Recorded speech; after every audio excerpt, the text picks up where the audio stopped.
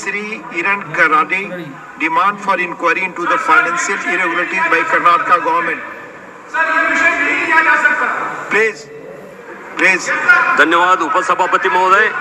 It's listed here. मैं आज कन्नड़ में बात करना चाहते हैं। कर्नाटक राज्यದಲ್ಲಿ ಶೋಷಿತ ಜನಾಂಗದ ಅಭಿವೃದ್ಧಿಗಾಗಿ ನಿರ್ಮಾಣಗೊಂಡ ಮಹರ್ಷಿ ವಾಲ್ಮೀಕಿ ಪರಿಶಿಷ್ಟ ಪಂಗಡಗಳ ಅಭಿವೃದ್ಧಿ ನಿಗಮದಲ್ಲಿ ನಡೆದಿರುವ 187 ಕೋಟಿ ರೂಪಾಯಿಗಳ ಬ್ರಹ್ಮಾಂಡ ಭ್ರಷ್ಟಾಚಾರ ಹಗರಣದ ಕುರಿತು ಇಂದು ನಾನು ಈ ಸದನ ಮತ್ತು ಕೇಂದ್ರ ಸರ್ಕಾರದ ಗಮನ ಸೆಳೆಯಲು ಬಯಸುತ್ತೇನೆ। ವಾಲ್ಮೀಕಿ ನಿಗಮದಲ್ಲಿ ಕಳೆದ 1 ವರ್ಷದಿಂದ ಫಲಾನುಭವಿಗಳ ಆಯ್ಕೆ ನಡೆದಿಲ್ಲ। ದಲಿತ ವಿದ್ಯಾರ್ಥಿಗಳ ನಿಗಮಕ್ಕೆ ಸೇರಿದ ಹಾಸ್ಟೆಲ್ಗಳಲ್ಲಿ ಮೂಲಭೂತ ಸೌಕರ್ಯಗಳನ್ನು ನೀಡಿಲ್ಲ। ಪರಿಶಿಷ್ಟ ಪಂಗಡದ ರೈತರ ಜಮೀನುಗಳಿಗೆ ಕೊಳವೆ ಬಾವಿಗಳನ್ನು ಕೊರೆದಿಲ್ಲ। ಸಣ್ಣ ಪುಟ್ಟ ವ್ಯಾಪಾರಕ್ಕಾಗಿ ಹಣಕಾಸು ನೆರವು ನೀಡಿಲ್ಲ। ಪರಿಶಿಷ್ಟ ಪಂಗಡದ ಜನರ ಜೀವನ ಮಟ್ಟ ಹಾಗೂ ಆರ್ಥಿಕ ಸ್ಥಿತಿಗಳನ್ನು ಸುಧಾರಿಸುವ ಕಾರ್ಯಕ್ರಮಗಳಿಗಾಗಿ ಬಳಸಿಕೊಳ್ಳಬೇಕಾದ ಈ ಹಣವನ್ನು ವ್ಯವಸ್ಥಿತವಾಗಿ ಲೂಟಿ ಹೊಡೆಯಲಾಗಿದೆ। ವಾಲ್ಮೀಕಿ ನಿಗಮದ ಅಧಿಕಾರಿಗಳು ಒಬ್ಬರು ಡೆತ್ ನೋಟ್ ಬರೆದು ಆತ್ಮಹತ್ಯೆ ಮಾಡಿಕೊಂಡ ಮೇಲೆ ಈ ಪ್ರಕರಣ ಬೆಳಕಿಗೆ ಬಂದಿದೆ।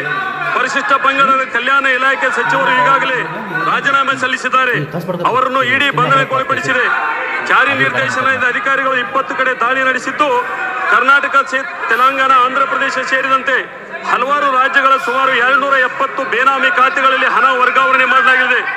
ಹಗರಣಕ್ಕೆ ಸಂಬಂಧಿಸಿದ ಸುಮಾರು 40 ಕೋಟಿ ರೂಪಾಯಿಗಳನ್ನು ಈಗಾಗಲೇ ವಶಪಡಿಸಿಕೊಳ್ಳಲಾಗಿದೆ ಎಂದು ತಿಳಿದು ಬಂದಿದೆ।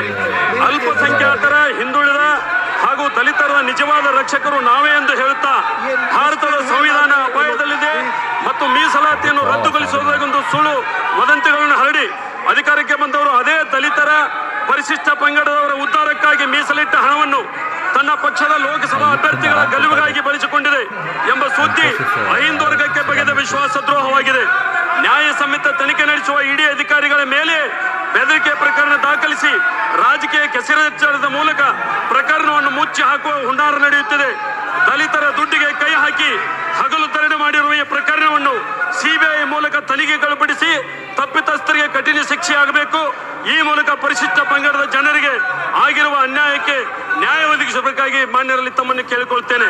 ನಮಸ್ಕಾರ।